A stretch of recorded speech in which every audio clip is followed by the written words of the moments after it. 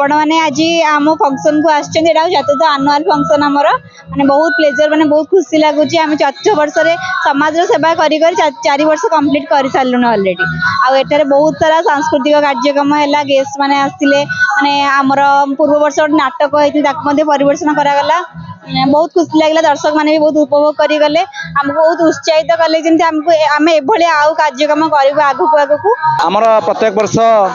नवेम्बर रु डिसेम्बर भितर हमर एनुअल फंक्शन आयोजित हुए ए वर्ष मध्य हेछि मुख्य जो सांस्कृतिक कार्यक्रम करा जायतला हमर बहुत वृद्ध लोक रहितले तापरे मध्य बहुत छोट पिला मध्य अनुष्ठान रे अछंती सेमानकर समस्त फरमाइश अरे सांस्कृतिक कार्यक्रम चली मुख्य उद्देश्य आम प्रथम जहाँ थिला गोटे उद्देश्य वयस्क लोक मैंने जो मैंने हरण रे अछंती असुविधा अछंती तांको पई आमे आईन सेवा व्यवस्था करिवु तांको शासन माने तांको घर पहुंचेबा आम दायित्व जदि को बालुंगा माने पुओ झील मैंने हरण कर दंड विधान माने अर्थ द्वारा आम व्यवस्था करने को चेष्टा करूँ एति हूँ मूल लक्ष्य आश्वस्तिर आ बाकी जहाँ अन्य एक्स्ट्रा करिकुलर सोसाइटी भितर जहाँ भी अच्छी से सब प्रत्येक वर्ष के 12 मासरे 12 थर आमर सोशल एक्टिविटीज काम करूँ आश्वस्ति तो ये सब जिन आगे चलती मु आज महारी डांस करने को एठी आश्वस्ति फाउंडेशन तरफ रू आमको डाकी महारी डांस करने महारी डांस श्री जगन्नाथ मंदिर एक पारंपरिक नृत्य जहाँकि एबे चालू ना किंतु आमे ताको बजाई रखीचु तो एठी डांस करिकी समस्त को मनमुग्ध करने एठी आसचु डांस करने को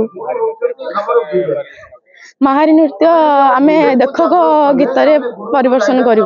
आश्वस्ति फाउंडेशन हूँ गोटे भलिया गोटे संस्था आम देखिए आम अंचल जे बुद्ध बुद्धा मानू आनी निजर सेवा शुश्रूषा कर रखे और यार गोटे महत्व कर्म करे परिवार किसी सदस्य डकई विचार विमुख कर बुझासुझा कर छाड़े और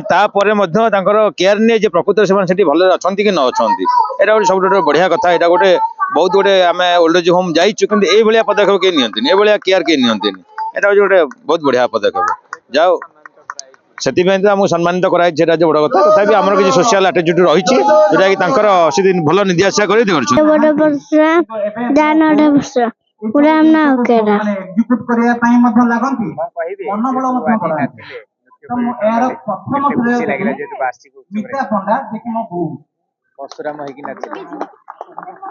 खुशी